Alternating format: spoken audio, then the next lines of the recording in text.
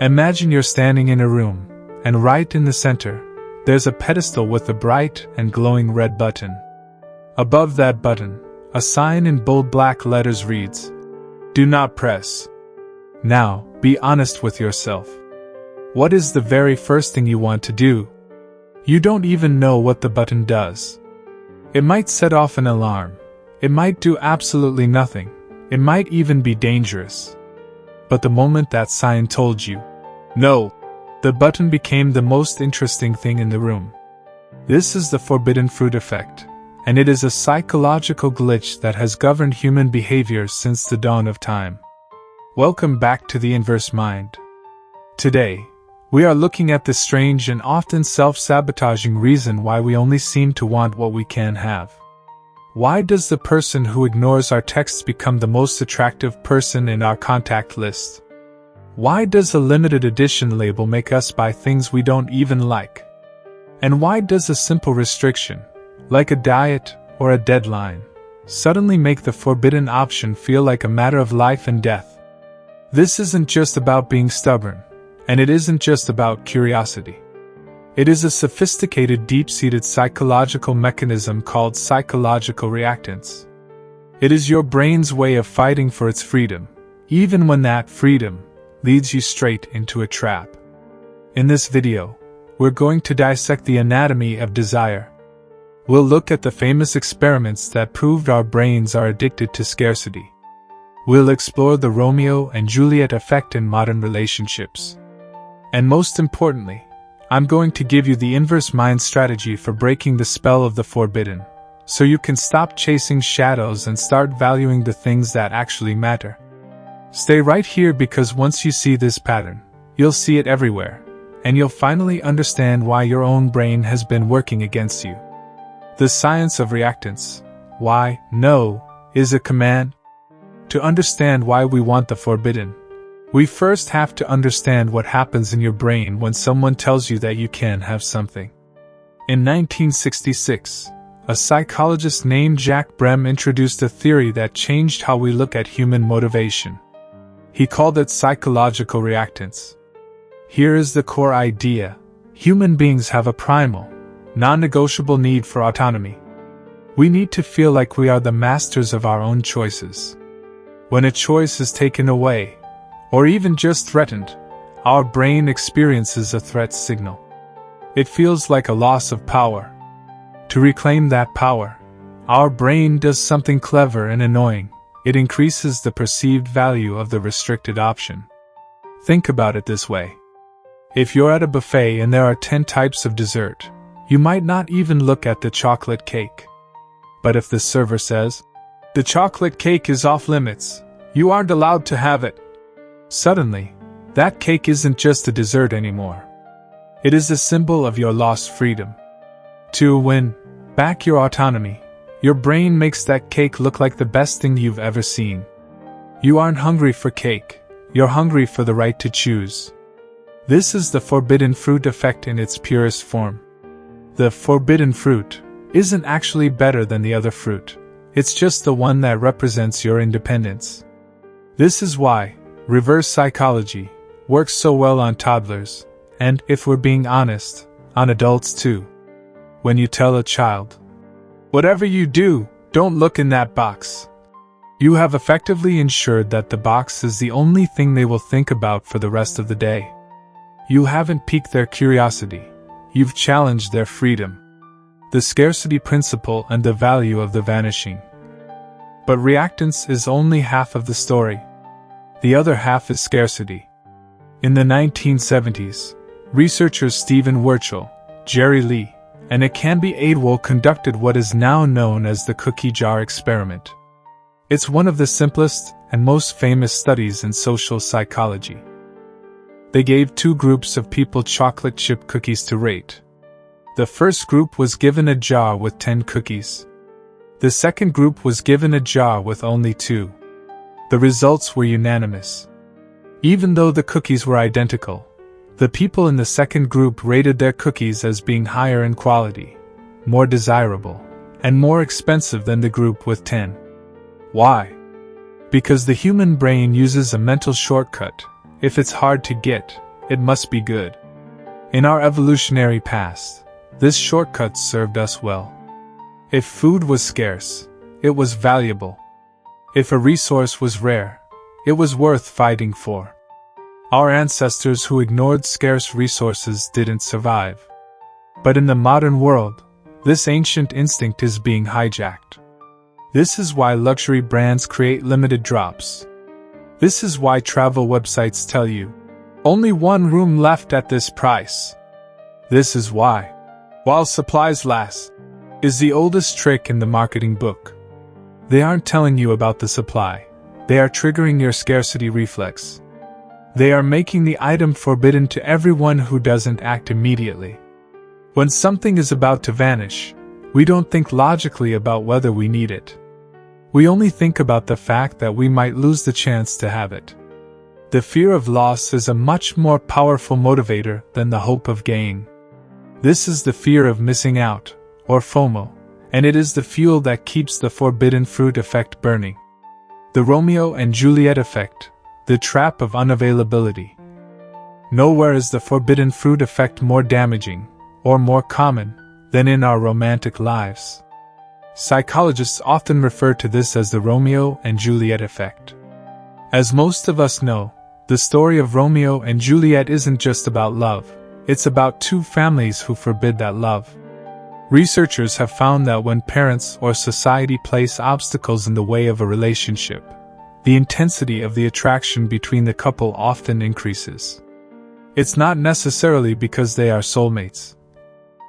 It's because the external no acts as a psychological glue. The relationship becomes a way for the individuals to rebel and assert their autonomy. But this doesn't just happen with feuding families. It happens in the chase. Have you ever found yourself incredibly attracted to someone who was emotionally unavailable? Someone who was inconsistent, perhaps a bit distant, or someone who clearly stated they weren't looking for anything serious? Logic tells us to walk away. But the forbidden fruit effect tells us to double down. The dopamine of the chase, uncertainty, is a powerful dopamine trigger. When a reward is guaranteed, the dopamine hit is small. When a reward is uncertain, like a text back from a distant crush, the dopamine spike is massive. We become addicted to the maybe. The validation trap.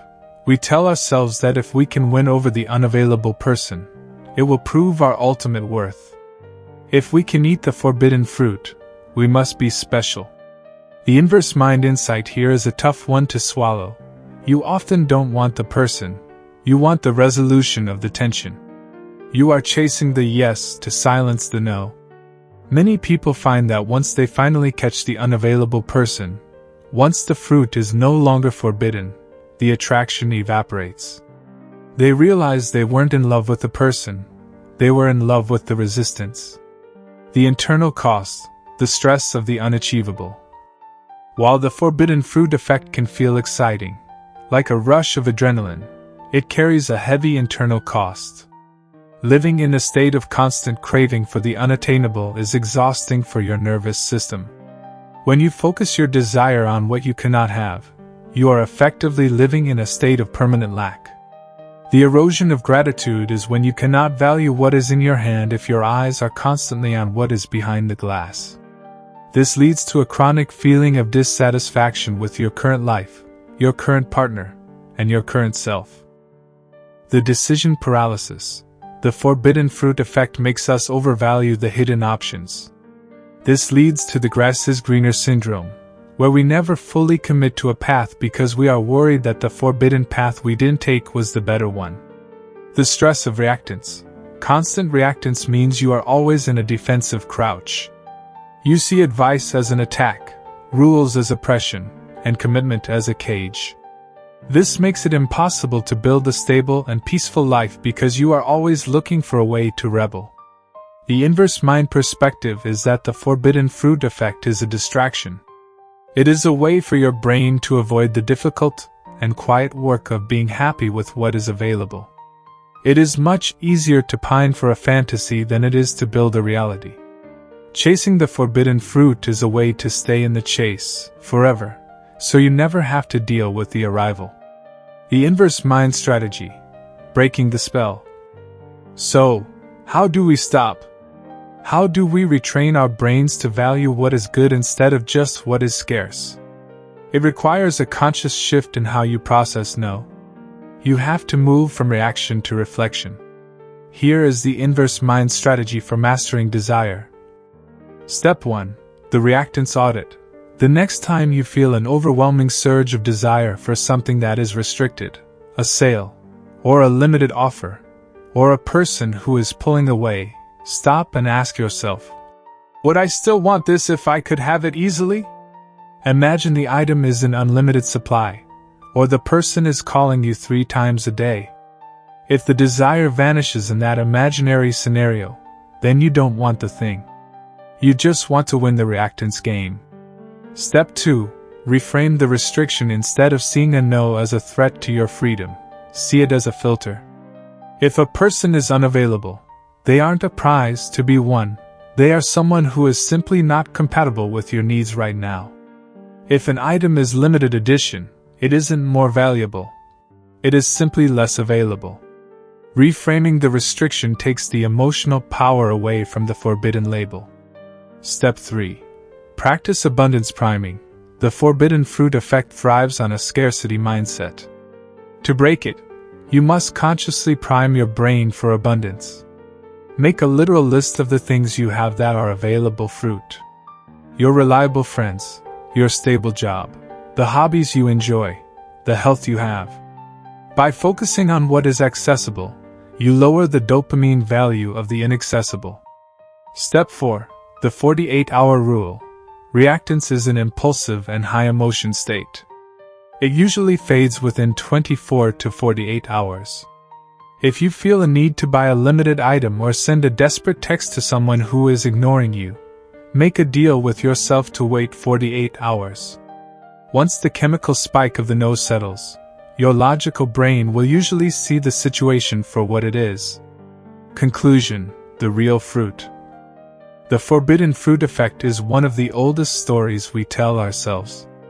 It's the story that tells us happiness is always just out of reach, behind a locked door, or in the arms of someone else. But the inverse mind truth is this: the things that are truly valuable in life are rarely the things that are forbidden. True love is available. Deep peace is accessible. Personal growth is always within reach. These things don't need a limited edition tag or a do not touch sign because their value doesn't come from their scarcity. Their value comes from their consistency. Stop letting your brain trick you into chasing shadows. Stop being a puppet to your own reactance. The most forbidden fruit of all is often just the simple and quiet ability to be content with what is already yours. If you're ready to stop chasing what you don't want and start mastering the mind you have, then subscribe to the Inverse Mind now. We're going deeper into the hidden mechanisms of human nature every single week. And I want to hear and learn from you in the comments. What is one thing you chased for years, simply because you couldn't have it, only to realize it wasn't what you wanted once you finally got it? Let's share those stories and break the spell together. Thank you for watching, and remember, the best fruit is usually the one you've already picked. I'll see you in the next one.